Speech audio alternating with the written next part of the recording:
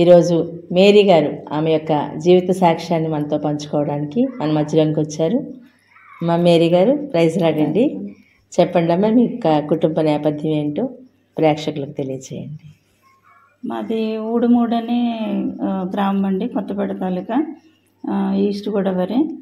అయితే అక్కడ మా నాన్నగారు ప్రెసిడెంట్గా చేసేవారు, కోట వెంకట సుబ్బయ్య గారు. క్రిస్టియన్లోనికి వెళ్ళిన తర్వాత కోట జేమ్స్ గారుగా పేరు మార్చుకున్నారు. అయితే దేవునిలోనికి వెళ్ళాక మేము ఇద్దరు సంతానము మా నాన్నగారికి కలిగింది.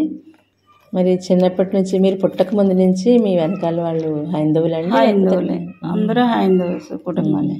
అసలు ఎలా వచ్చారు మీ నాన్నగారు వాళ్ళు? నాన్నగారు ప్రభులోనికి ఎలా వచ్చారంటే, అయితే ఈ అమ్మగారికి పిల్లలు లేకపోతే ఏదో చెల్లూరు అనే ఊరు హాస్పిటల్కి తీసుకెళ్ళమంటే నాన్నగారు అక్కడ తీసుకెళ్తే హాస్పిటల్ గేట్ దగ్గర వాక్యం చదివారట. ఒక లేడీ డాక్టర్ ఎవరో చదివారట.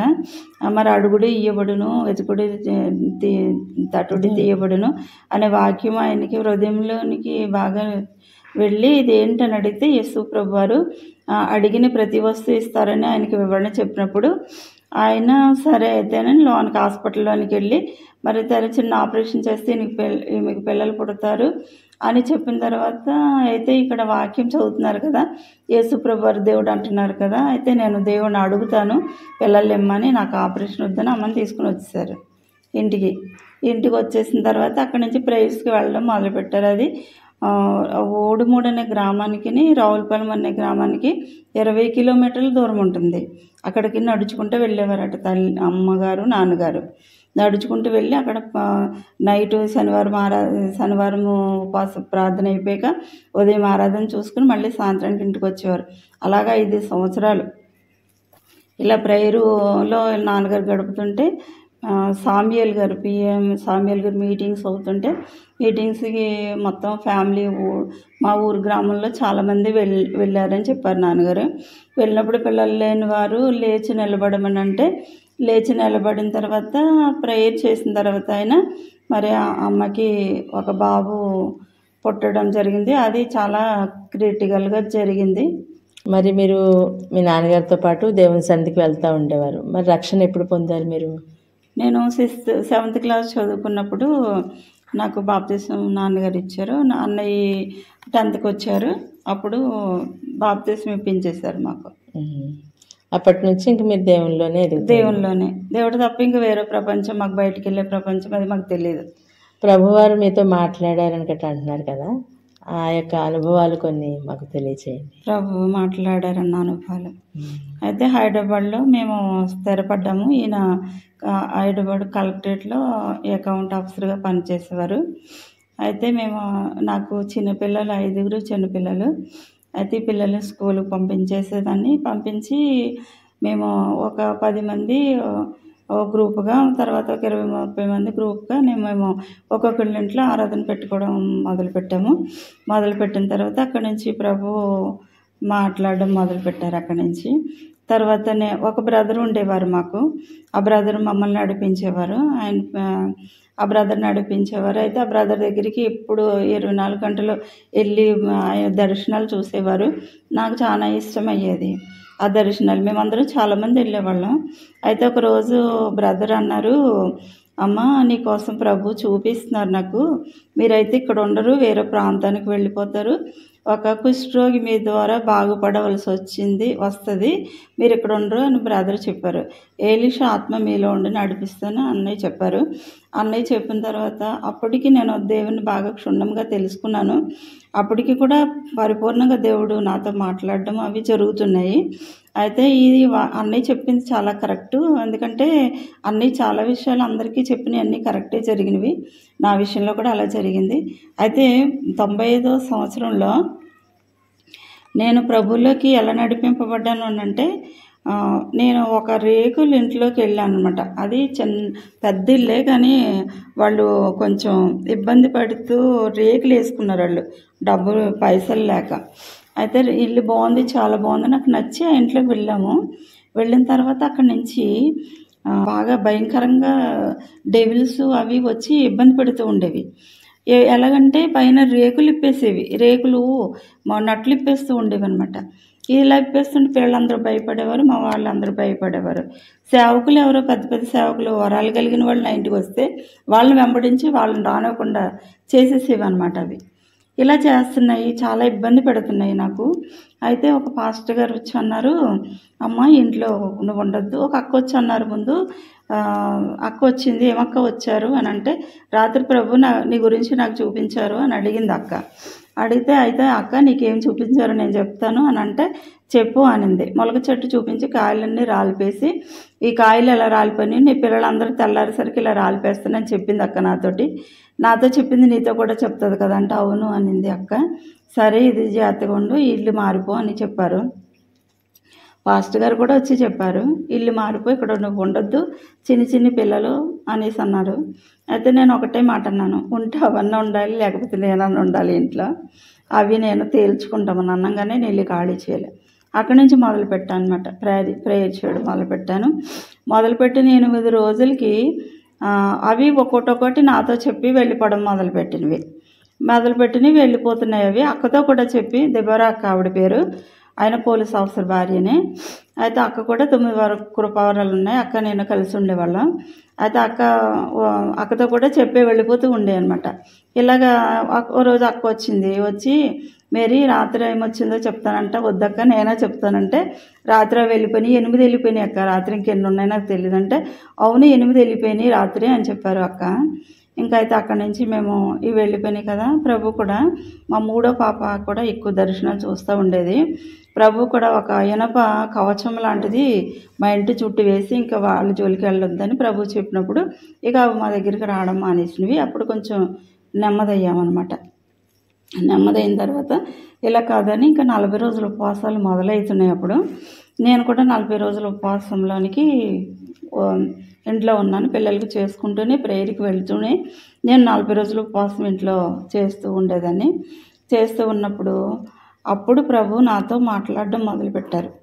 ఎలాగనంటే, ఒక అయ్యగారు, ఆయన తమిళ అయ్యగారు, ముసలాయన, ఆయన భాష నాకు రాదు, నా భాష రాదు, కానీ మాతో ఎక్కిపించేవారు ప్రేయర్స్ కానీ. వరాలు కూడా ఉన్నాయి బ్రదర్కి. అయితే ఆయన ఉదయమే వచ్చి, అమ్మ నీకు ప్రభు స్వస్థత వరం ఇచ్చారు అని చెప్పారు. అంతకుముందే స్వస్థత వరం ఉన్నదని నాకు తెలుసు, కానీ నేను ఎవరికి చెప్పేదాన్ని కాదు. అయితే అయ్యగారు అవునండి అని చెప్పాను. చెప్పిన తర్వాత నేను అడగకుండానే ఎంత మంచి వరాలంటే ఆయనకున్నవన్నీ నాకు ఇచ్చేశారనమాట.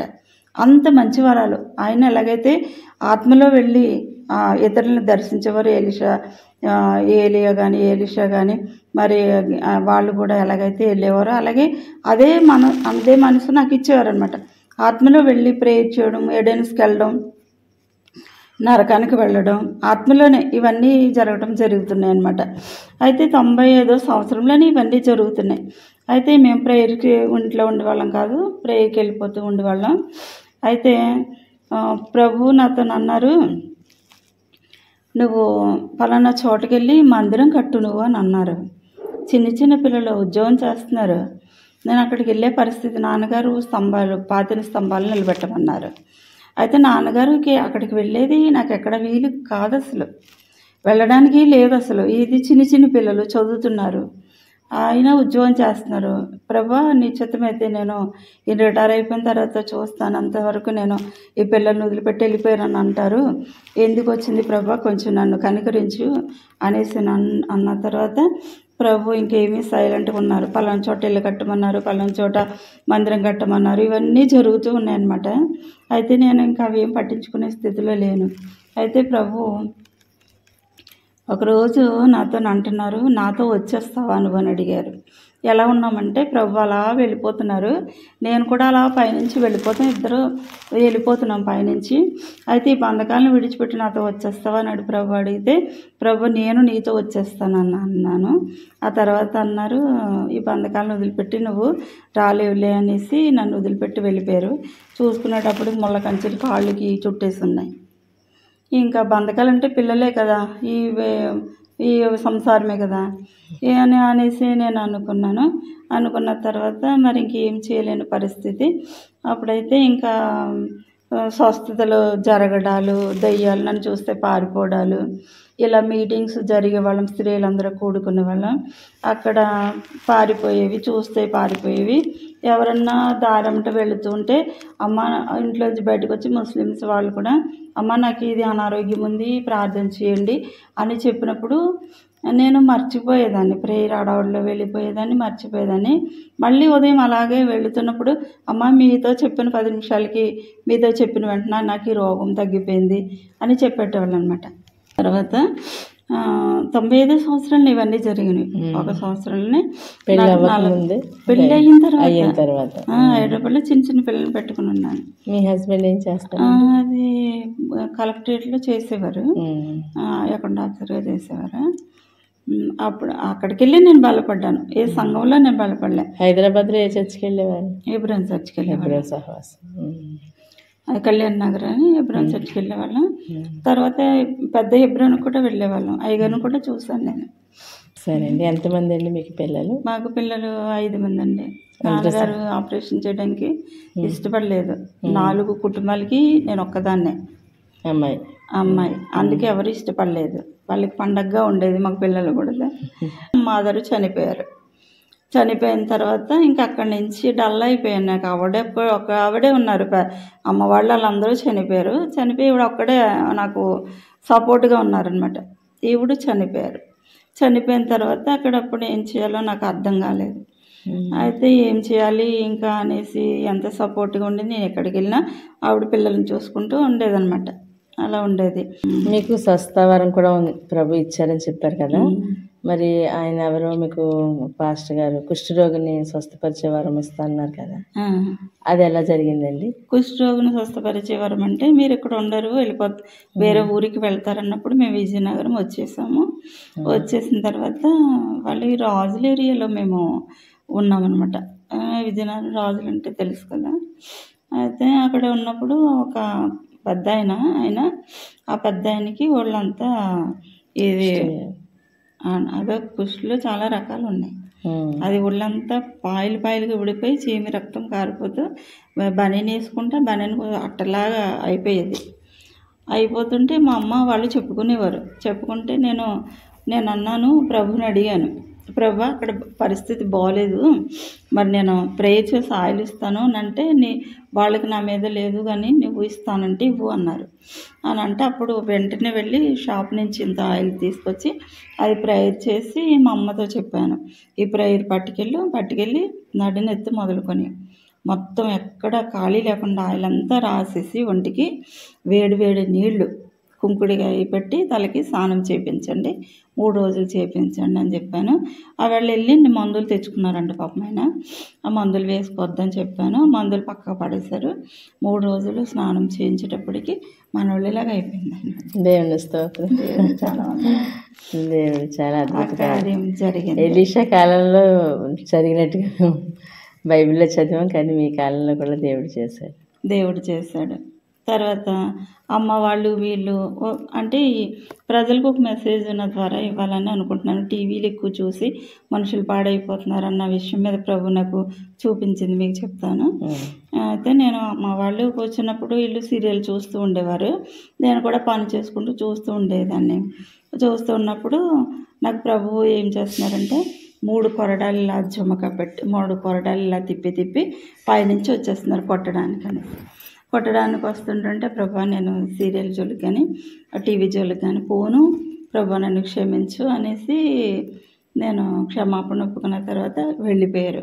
వాళ్ళ నుంచి ఇవాళ వరకు టీవీ చూడను అసలు టీవీయే తీసాను. దాని మీద అసహ్యం కలిగించాడు దేవుడు. అప్పటి నుంచి మంచి మనసు, నూతనమైన మనసు, ఎవరి కొరకు ప్రార్థన చేసినా కన్నీళ్ళతోనే చేస్తాను. దినకరయ్య గారిలాగా అక్కడ ఇమీడియట్లీ స్వస్థత జరుగుతుంది. ఇది నా జీవితంలో జరిగింది. ఇంకా ఎవరెవరికి స్వస్థత కార్యాలు మీ ద్వారా జరిగినాయో చెప్తారా? స్వస్థతలు అయితే జరిగినాయి. ఎలాగంటే ఒక అమ్మాయి, చాకల అమ్మాయి, ఒక 16 సంవత్సరాలు ఉంటాయి. ఆ అమ్మాయికి మెళ్ళు ఎప్పుడు షేక్ అవుతూనే ఉంటాయి. అలాగే ఎన్నో సంవత్సరాల నుంచి అమ్మాయికి మెళ్ళ షేకే ఉండేది. ఉంటే అప్పుడు ప్రేయర్కి తీసుకురమ్మని చెప్పారంటే ఎవరోని తీసుకురమ్మని చెప్తే మా ప్రేయర్లోకి వచ్చి కూర్చుంది. నేను చూస్తూనే ఉన్నాను. అయితే ఆమె మెళ్ళు షేక్ అవుతూనే ఉన్నాయి. అయిన తర్వాత నేను ప్రేయర్ అంతా అయ్యేంత వరకు ఆమెనే గమనిస్తున్నాను. గమనించిన తర్వాత అది నేను సరేనే ఆయిల్ ప్రేయర్ అయిపోయాక ఆయిల్ తీసుకొని నెత్తి మీద చేతులుంచి నేను ప్రేయర్ చేస్తున్నాను. కింద పడిపోయింది ఆవిడ. పడిపోయిన తర్వాత ఆ షేకు అంతా పోయింది ఆవిడకి. ఇంకా అప్పటి నుంచి షేకు అది ఏమీ లేదు. తర్వాత ఇంకొకటి ఏమిటంటే మీరు ఇది స్వస్థతలు అడిగారు కదా, చెప్తున్నాను. ఒక నెల రోజుల నుంచి మా ఇంటి ముందే ఒక ఆవిడ, వాళ్ళు కూడా క్రిస్టియన్ ఫ్యామిలీ, లాయర్ ఫ్యామిలీ. అయితే వాళ్ళు నెల రోజుల నుంచి ఆవిడ లేవటలేదట. లేవకపోతే నేను ఏంటి ఆంటీ కనిపించట్లేదని అరుగెక్కి చూశాను, కనిపించలేకపోతే నేను వెళ్ళాను అనమాట. వెళితే ఏమాంటీ అంటే సోఫా మీద కాళ్ళు చాపుకుని ఉంది, కాళ్ళు నడుము పని చేయట్లేదు, నాకు బాగోలేదు మేరీ అనింది అనమాట. సరే లేచి నుంచోండని నేను ఇది వచ్చేస్తుంటే ప్రే చేసి వెళ్ళు అనింది. సరే అని అప్పుడు నేను ఆయిల్ తీసుకున్నాను. చాలా ఎత్తుకుంటారా అంటే చాలా లావుకుంటారు. ప్రే చేసుకుని నడుము మీద ఇలాగ చేతులు ఇంకా వేయలేదు, ఇక వేస్తున్నాను, నూనె కూడా రాయలేదు. చేతుల్లో వేసేటప్పటికి ఆవిడ పడిపోయిందండి, భయం వేసింది. అంత పడ్డమని పడిపోయింది ఆవిడ, దెబ్బ తగులుతామని భయం వేసింది, పడిపోయిందండి. తర్వాత నేను ప్రేయర్ చేసి వచ్చేసాను. ఉదయం ఏం చేస్తుంది అంటే అని మళ్ళీ మెట్టెక్కి చూసేటప్పటికి మట్టి మోసుకుంటుంది. దేవునికి స్తోత్రం. నాకు సంతోషం అయ్యింది. నాకు ఇలాగ జరుగుతుంటే నాకు సంతోషం అనిపించేది. నా ప్రభు నా పట్ల కార్యాలు చేస్తున్నారా అనిపించేది. 10th క్లాస్ చదివే అబ్బాయిని నా దగ్గర తీసుకొచ్చారు. అబ్బాయి పేరు రవి ఉన్నాడు. ఆ పిల్లోడు ముంబైలో జాబ్ చేస్తున్నాడు. అబ్బాయి గుండె కదిలినప్పుడు నోట్లోకి బ్లడ్ స్మెల్ వచ్చేస్తూ ఉండేదంట. అబ్బాయి తీసుకొచ్చారు నా దగ్గరికి. తీసుకొస్తే వాళ్ళ పెద్ద పూజలు అయితే తీసుకొచ్చిన తర్వాత నేను ప్రే చేశాను. ప్రతి శుక్రవారం రానంటే వచ్చాడు. ఆ అబ్బాయికి అది తగ్గిపోయింది, వామిటింగ్ లాగా బ్లడ్ అది స్మెల్ వచ్చి తగ్గిపోయిన తర్వాత ఆ అబ్బాయి ప్రభువుని చూశారు. నేను పై వాడను, పైకి రా అని అంటే పైకి వెళ్ళిన తర్వాత ఆయన పరలోకము, ఆయన మందిరం అన్నీ చూసి అబ్బాయి ఇంక వెళ్ళిపోవాలంటే వచ్చేసాడు ఆ పిల్లోడు. మీ ద్వారా దేవుడు చాలా అద్భుతాలు సూచక్రియలు జరిగిస్తున్నారు కదా. మరి సమాజం బయట అనుకుంటున్నారు ఏంటంటే మీరు ఈ విధంగా స్వస్థతలు చేయడానికి ఒక నూనె బాటిల్ ద్వారా నూనె రాసి వాళ్ళకి స్వస్థత కలిగేలాగా ప్రార్థన చేస్తున్నారు కదా. మరి ఆ నూనె బాటిల్స్ అవి మీరు అమ్ముతున్నారా? నూనె బాటిల్ అంటే అమ్మడం అది ఏమీ లేదండి. నా సొంత ఇంట్లోంచి కొబ్బరి నూనె ఆడించిన నూనె నాకు ఇంట్లో ఉంటుంది. నా నూనెతోటే నేను చేస్తాను. తర్వాత ఎక్కడ మెసేజ్కి వెళ్ళినా ఎక్కడ చేసినా నేను ₹1 కానీ ఏమి కానీ నేను తీసుకోను. ముందే చెప్పేస్తాను, టీ కూడా నాకు ఇవ్వద్దు, భోజనం కూడా నాకు పట్టద్దు, నేను చెప్పింది మాత్రం మీరు ఫాలో అవ్వండి. నేను ₹1 కానుక తీసుకోను కూడా, నేను ఎవరిది ఆశించను అని చెప్పేస్తాను. ఒకటంటే బైబిల్లో ఉంది కదా, ఆయిల్ రాసి ప్రార్థన చేస్తే విశ్వాసం గల ప్రార్థన రోగిని స్వస్థపరుస్తారంటారు. అది చాలా వాస్తవం. పెద్ద సేవకులు కూడా నూనె వల్ల ఇలా చేస్తున్నారు అని అంటే అమ్ముకునే వాళ్ళు అమ్ముకుంటారు. మరి వాళ్ళ సేవ జరగాలి కదా, అంతే కదండి. మరి అమ్ముకుంటారు ఉచితంగా, ఎంతకని ఇచ్చేస్తారు. కొన్ని వేల మంది ఉన్నారు, వేల మందికి ఎలా ఇచ్చేస్తారండి? కేజీలు నూనె తీసుకొచ్చి ఇస్తారు. మరి వాళ్ళకి ఎలా ఇస్తారు? చిన్న బాటిల్ ఎంతకో ₹10 20 అమ్ముతారు. ఖర్చీపులో అమ్ముతున్నారని అంటే ప్రభు చూపిస్తే అమ్ముతారు. అలాగ అనొద్దు అసలు. దేవుడు ఏది చూపిస్తే అది చేస్తారు. ఇప్పుడు ఖర్చీఫ్ కూడా ఎంత లేదన్నా ₹20 ₹25 ఖర్చీఫ్ ఉంటుంది. ఎన్ని ఖర్చీఫ్లు ఫ్రీగా మంచి సేవకుల్ని విమర్శిస్తున్నారు కదండి, అలా తప్పండి అది. సరేనండి, చాలా సంతోషం. మరి ప్రభుత్వం మీ అనుభవాలు చాలా బాగున్నాయి. మరి ప్రస్తుతం మీరు ఏం చేస్తున్నారు? మీ పరిచర్యలో పరిచర్య అయితే చేయలేకపోతున్నాను. అంటే నాకు స్థలం అయితే మొన్న ఫినిషింగ్ చేసాము. స్థలానికి అక్కడ చాలామంది మందిరం కట్టమని అంటున్నారు. మరి మా దగ్గర అమౌంట్ కూడా ఉండాలి కదా, మందిరం కట్టకుండా ఆపేస్తున్నాను. నా పరిచర్య కేవలం డబ్బు లేక ఆగిపోయినట్టే. ఇప్పుడు మందిరం కడితే మీరు మాత్రమే చేస్తారా పరిచర్య? మీ హస్బెండ్ కూడా? మా హస్బెండ్ ఉన్నారు. మా హస్బెండ్ హిందూ. ఈ దేవుడు మాట్లాడడం, ఈ దర్శనాలు, ఈ స్వస్థతలు ఇవన్నీ చూసి మారిపోయారు. ఆయన మారిపోయారు. మంచివారే మా ఆయన గారు అయితే. ఆయన అయితే మారిపోయారు. ఆయన కూడా పరిచర్యకు సహకరిస్తారు. మా పిల్లలు కూడా సహకరిస్తారు. మా మూడో పాప అయితే ఆవిడ కూడా ప్రవక్తనే. మా పెద్ద పాప అయితే సేవకి ఇచ్చామని అని చెప్పాను కదా, వాళ్ళకి 3-4 సంఘాలు ఉన్నాయి, పెద్ద పెద్ద మందిరాలు ఉన్నాయి. ఇప్పుడు అమలాపురంలోనేనండి పరిచర్య? అమలాపురమే ఈస్ట్ గోదావరి పరిచర్య నాకు ఎక్కువ దేవుడు చూపించింది. అది నాన్నగారు పెట్టిన ప్రాంతంలో చేయమని చూపించారు. అక్కడైతే అన్నయ్య గారు అబ్బాయి చేస్తున్నాడు, వాడికి వ్యతిరేకంగానే వెళ్ళకూడదు కదా అని నేను ఆగిపోయాను. తర్వాత ఇక రాజులు స్వస్థపరిచారు అన్నారు చూసారా, ఆయన గారైతే నాకు పొలంలోనికి తీసుకుని వెళ్ళి ఇక్కడ నీకు ఎంత స్థలం కావాలో దేవుని మందిరానికి తీసుకోమని అన్నారు. అంటే నేను ఈ పక్కన దీపెందుకు వస్తుంది, ఆ పక్కన నేను వెళ్ళే చర్చ్ ఉంది. నాన్నగారు అది నా తండ్రి సంఘం, ఇది నా తండ్రి సంఘమే, మీరు ఎంత స్థలం ఇచ్చినా కూడా నా తండ్రికి వ్యతిరేకంగా నేను చేయను, కానీ ఈ 2 సంఘాలు లేకపోతే నేను ఇక్కడ స్థలం తీసుకునేదాన్ని, నాన్నగారి స్థలం నాకు వద్దు అన్నాను. నా పరిచయం అలాంటిది, రూపాయి ఎవరి దగ్గర నేను ఆశించను. మా నాన్నగారు కూడా అలాగే చేశారు.